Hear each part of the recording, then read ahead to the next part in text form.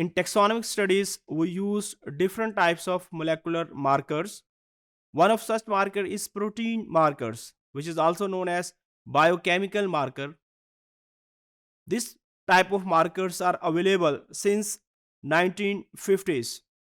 In these types, we use protein and amino acid binding pattern to compare the differences in the amino acids and proteins among different individuals. इस technique के अंदर हम क्या करते हैं, इसके अंदर हम मुख्तलिफ इंडिविजुअल्स में वेरिएशन को स्टडी करते हैं, क्योंकि डिफरेंट इंडिविजुअल्स के अंदर अमाइनो एसिड का जो सीक्वेंस है वो वेरी करता है.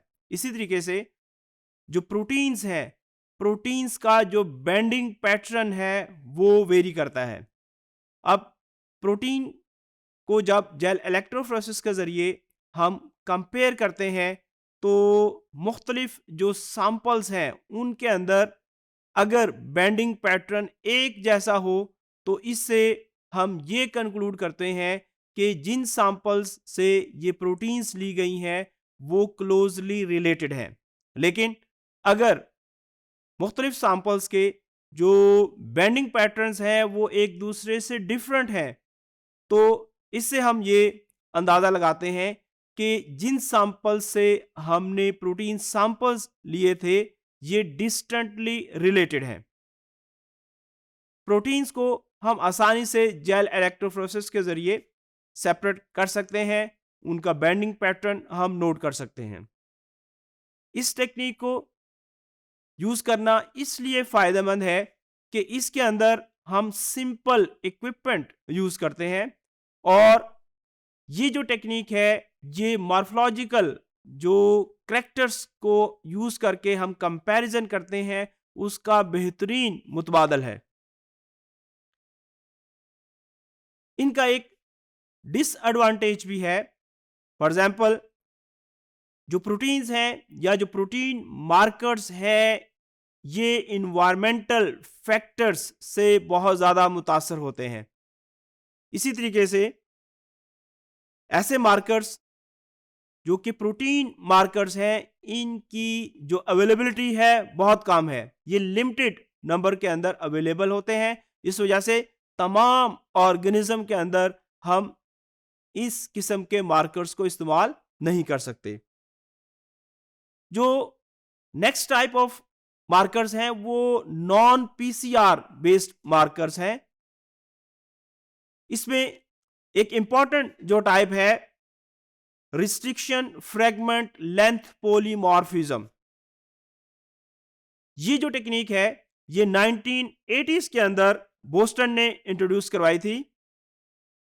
इस टेक्निक के जरिए हम ऑर्गेनिजम्स के अंदर जेनेटिक वेरिएशन को स्टडी करते हैं, क्योंकि डिफरेंट इंडिविजुअल्स जो होते हैं उनके अंदर जेनेटिक वेरिएबिलिटी होती है.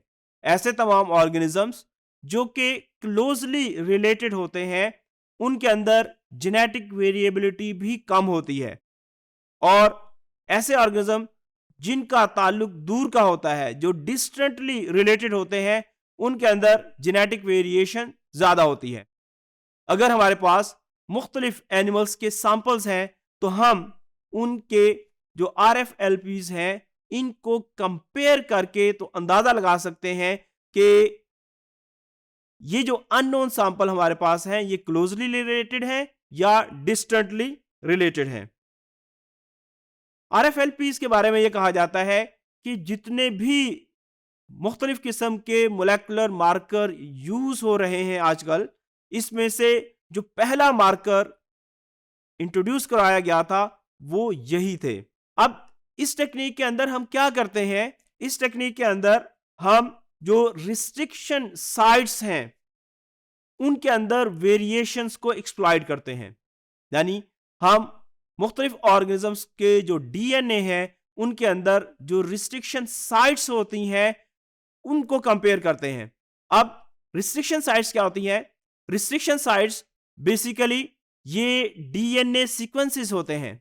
ये जो DNA सीक्वेंसेस हैं इनके अंदर 4 से 6 बेस पेयर्स हो सकते हैं. ये जो 4 to 6 बेस पेयर्स हैं ये रिस्ट्रिक्शन साइट्स, इनको अगर स्पेसिफिक एंजाइम से क्लीव करवाया जाए तो इसके मुख्तलिफ फ्रेगमेंट्स प्रोड्यूस होते हैं। अब ये जो फ्रेगमेंट्स हैं इनको हम कंपेयर कर सकते हैं। इस स्लाइड के अंदर अगर हम देखें तो इसमें पहले स्टेप के अंदर जो डीएनए है उनके अंदर रिस्ट्रिक्शन साइट्स को क्लीव करवाया गया है रिस्ट्रिक्शन एंजाइम्स के जरिए। उसके बाद नेक्स्ट स्टेप के अंदर जो डिफरेंट फ्रेगमेंट्स हमारे पास आए, इन डिफरेंट फ्रेगमेंट्स को हमने एगारोस जेल के ऊपर सेपरेट किया। उसके बाद ये जो हमारे पास बैंड आए इनको हमने नाइट्रोसेलुलोज मेम्ब्रेन के ऊपर ट्रांसफर किया। उसके बाद नेक्स्ट स्टेप के अंदर सदरन ब्लॉटिंग के जरिए हमने रेडियो एक्टिव प्रोब्स का इस्तेमाल किया। ये जो रेडियो एक्टिव प्रोब्स थे ये रिस्ट्रिक्शन साइट्स जो है उससे जो फ्रेगमेंट्स बने उनके स्पेसिफिक जगह पे जाके जब अटैच होते हैं तो उसको चेक करने के लिए नेक्स्ट स्टेप के अंदर हम एक्स रेज का इस्तेमाल करते हैं और इस तरीके से डिफरेंट इंडिविजुअल्स की जो रिस्ट्रिक्शन साइट्स के अंदर वेरिएशंस हैं उनको कंपेयर करते हैं। अब ऐसे ऑर्गेनिजम्स जो कि क्लोजली रिलेटेड होते हैं उनकी जो रिस्ट्रिक्शन साइट्स हैं उनके अंदर भी सिमिलैरिटी होती है, और ऐसे ऑर्गेनिज्म जो डिस्टेंटली रिलेटेड होते हैं उनकी जो रिस्ट्रिक्शन साइट्स हैं उनके अंदर डिफरेंसेस मौजूद होते हैं। इसी तरीके से जो पीसीआर बेस मोलेकुलर मार्कर्स हैं उनका इस्तेमाल करके भी हम ऑर्गेनिजम्स को कंपेयर कर सकते हैं। हम ये पता चला सकते हैं कि ये क्लोजली रिलेटेड हैं या फिर डिस्टेंटली रिलेटेड ऑर्गेनिजम्स हैं। डिफरेंट पीसीआर बेस्ड टेक्निक्स जिनका इस्तेमाल किया जाता है इसके अंदर random amplified polymerase, polymorphic DNA, number 2 ISSR inter simple sequence repeat, इसी तरीके से SSR simple sequence repeat, AFLP amplified fragment length polymorphism, EST expressed sequence tags और SCoT stop codon targeted marker. ये डिफरेंट किस्म के पीसीआर बेस्ड मार्कर्स हैं जिनका इस्तेमाल किया जाता है ऑर्गेनिजम्स के या इंडिविजुअल्स के कंपैरिजन के लिए।